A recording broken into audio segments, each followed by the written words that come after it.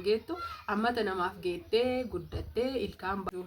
Yoo biyya keenya galle shughulli yookiin hojiin keenya maali? Akkasuma immoo kallattii biraatiin biizinesa maal hojjannaa? Akkamii jiraachuu dandeenya? Akkamii jiraattaa jettanii warri gaaffii hedduu gaafataa jirtan yaada shamarran hedduu rakkoolee akkasuma mootuyyuu ilaalcha sammuu isaaniitti ta'e. Assalaamu alaykum warahmatullaahi wabarakaatu. Ashamaa harka fuunee Oromoo kiyya guutuu jirtu isiniin jedha amantiif kutaan osoo hin qoodini. Meeshaa kana akka ajaa'ibaa akka tarraa jechuu odoo isinii waraabini bitamee waan abbaan fudhataa jiruu fi akkanumatti irraa isinii dubbachuu heda meeshaa hojiiti jechuun yookiin biizinesaati. Maaliif jettanii yoo na gaafattan asirra ilaalcha hedduu qaba. Kameraalee ajajamee jira. Har'a deemee hin fuudha yoo rabbiin na gargaaree jedhe boruu viidiyoo isiniif hojjedha isin agarsiisa jechuudha. Tokkoffaa irratti namni hojiidhaaf yookiin ammoo jijjiiramuuf jiraachuuf sammuu ofii uf amansiisuu qaba.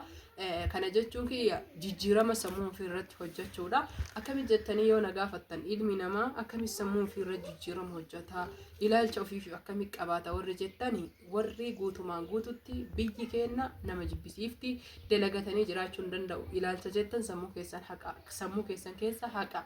Maaliif jettanii yoo na gaafattan biyya feeta yoo jiraattan hojjettan malee jiraachuun hin danda'amu waan ta'eef biyya keenya keessatti illee hojjetamuu ni danda'ama. Fakkeenyaaf inni kun maashina hojiiti. Isiniif galee isin agarsiisa boruu fidaa jira waan ta'eef amma kun waan deemuuf irratti yaada kennachuuf maashineelee maallaqa xiqqaan bitamu 60 70 100 illee bitamu hedduutu jira. Biizinesa guddaa ittiin kagahuu dandeenyu takka jedhan lama jedhanii jette Oromoon keenya hordoftoota fi kabajamtoota kiyya maashina shaamaa bayisu fakkeenyaaf jechuudha. Shaamaa guyyatti 50 baasee oola. Maashina maallaqni inni ittiin bitamu aga 70 80 kan 50 illee ni jira sadarkaa akkuma ol caaluuni.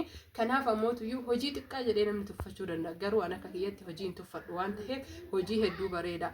Itti aansuun ammootuyyuu maashina uffata hodhu.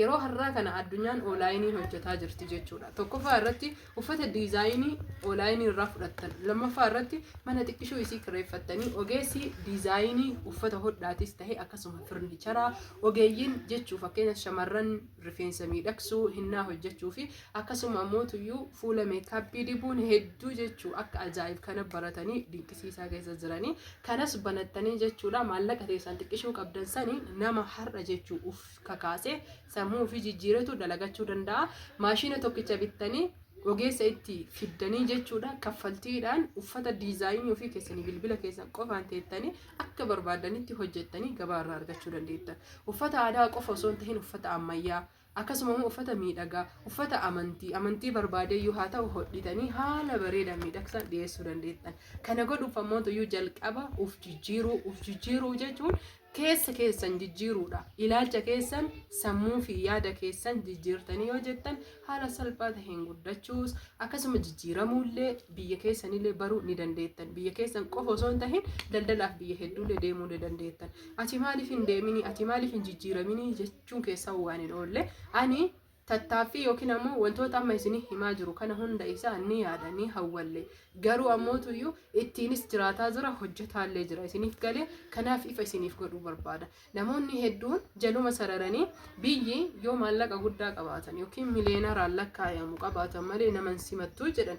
Kana jechuun yaada dogoggoraatii fi warroota jireenya hin beekne yookiin ammoo biizinesa xiqqaa irraa kahee hojjechuu hin beekne maallaqa lakkaayan qofa jechuun akkaawuntii baankii irraa baankii garagalchanidha. Wanni ilaalchaan kana jedheefi ati waan xiqqas qabaattu xiqqaan kaataa guddaas yoo qabaatte guddaan kaataa inumaa kan mi'aawu fi yookiin ka bakka guddaa barakaa namaa godhatee gahu adeemsa keessan daa'imman jechuudha. Gaafa dhalatte daa'ima baay'ee xiqqishuutu dhalata. Achi booda suutaan guddattee jabaattee harkaa qabata ammata namaan geettu ammata namaaf geettee guddattee ilkaan baaftee daa'imtee maal jettee nama tabsiiftee gaafa kaanii daa'imtee garaallootee daa'imtee sadarkaan jechuudha. Isinii galee jireenya jechuun akka guddina ilma namaa daa'imarraa kahee haga gaafa dullummaati isiniif galee. Kanaaf warri shamarran keenya jechuun maal dalaga jettanii sammuu keessan foroortan biyya galuun abadan hin danda'amu. Jireenyi biyyaa hedduu ulfaata. Maatiinis hiriyoonnis warri onlaayiniin qaaqullee maallaqa yoon qabaatiin biyya hin galin maa rabbituyyuu chaappaan dhahee jechuudha. Galmee samaawatarraa gadi isiniif dhahee biyya yoo galte hin jiraattu. Maallaqa yoon qabaanne hin jiraattu. Dirqama maallaqa qabaachuu qabda. Dirqama biyya yoo qabde galte waan nyaattu hin qabdu ka jedhe rabbii kennatuyyuu jara wajjiin mari'ate riskii isin razzaquu fi waan isin nyaachisu jaratti himeemoo maali? warrootuma kamiyyuu jechuudha dhiifama of kolcha annama tuquu barbaade yookiin nam tokkollee tuquu fedhetin ilaalcha namni kenna qabu anarraa eegalee ana mataa kiyya hin galini maaliif galtee amma gaabbitaa paaspoortii baafattee deebitaa naan jedha maaf ufitti himee galee maaliif gaafa deemuu barbaade ufitti himee deema immootuyyuu waa'ee bizinesaati ka dhufe keessa jechuun namaan deemti waan ta'eef yaanni hedduu jechuu keessi kenna madaa warri weellisu maal jedhe isiniif fakkaate mormarra gadaa keessi kenna madaa jedhani kanaaf hordoftoota fi kabajamtoota kiyya madaa isin qabdan anillee ni qaba ufiif ka'a ufiif tattaafadha ufiif dammaqiinsa ufirratti hojjedha mee hedduun keessan jechuun namni sagalee kana dhageettan hiriyoota keessan fiillee sheer godha warri amma deemtanis warri dura deemtanis waggaa hagana ture akkami qullaa gala jettee abdii hin murin qullaa jechuun fayyaa nama hin qabnee fi akkasuma mootuyyuu nama sammuu jireenya ofii dammaqiinsa jijjiirama sammuu ofii irratti hin goone namoonni hedduun ammoo hiriyaan mana ijaarteef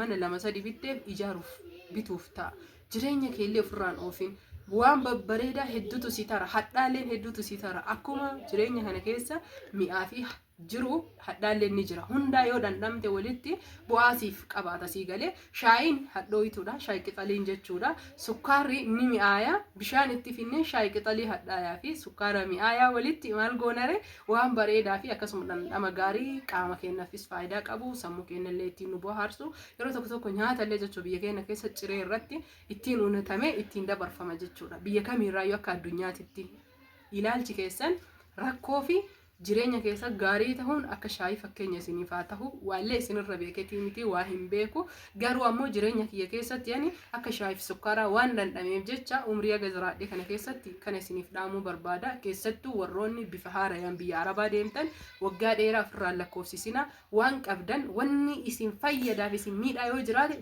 mana dhabutu isin miidha mana dhabuun hedduu akkaan nama miidha hin tuffatinaa waan qabdan bakka feetanii magaalaa feetanii qabaadha isiniif galee mana dhabuun akkaan cinqiidha mana yoo qabaatte jette gola 2 qofa yoo qabaatte 3 yoo qabaatte guddaa ijaaruuf hin deemin meeshaa itti guuttadhu meeshaaleen hedduu waan qalbii keessi boqachiisaa fi siraa heessaati dhugama rabbii sitti himaan biyya namaa gubattee waggaa meeqa cinqamtee galtee yoo garuu manni kee keessi afamaa bareedaa tahe yoo seentu qalbiin si gammaddee uff jettee haratti baafatte yoo gabbaatu qilleensa nagahaa jechuudha biyya keenya jechuun qilleensa jannata rabbiin eebbisee nuu kenne nam kamittuu himuu hin danda'u ni beeytanii qilleensa biyya keenya madaaluu hin danda'u jechuun qilleensa biyya kamiitinuu isiniif gale kanaaf ala baatan qilleensa bareeda mana yoo galtan manni keessa miidhagaa bareede jechuu ilmi namaa kun jechuudha qalbiin tun ijaan jechuu isinii galee gammachuun isii iji waan iji gammadde qalbiin ni gammaddi isiniif galee waan iji jibbitu fakkeenyaaf waan badaawii karaa irra yoo argitan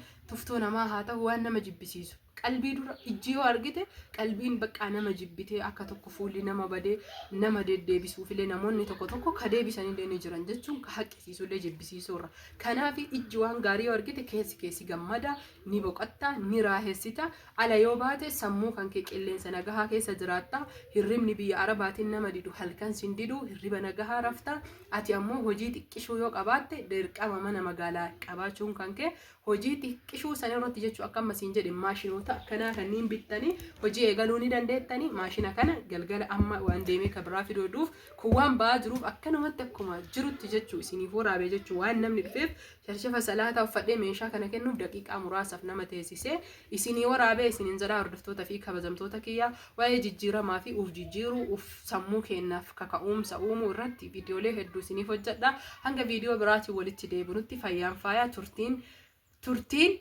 chaanaala Razaan Ooloo yookiin Ummu Razaan Ooloo wajjin taasiftanii subscribe like gochuun hiriyoota keessanii share godhaa yaada qooda warroonni meeshaa barbaadan dhugaan bitachuu barbaadan qofti koottaa isiniin jedha horaa bulaa fayyaan faaya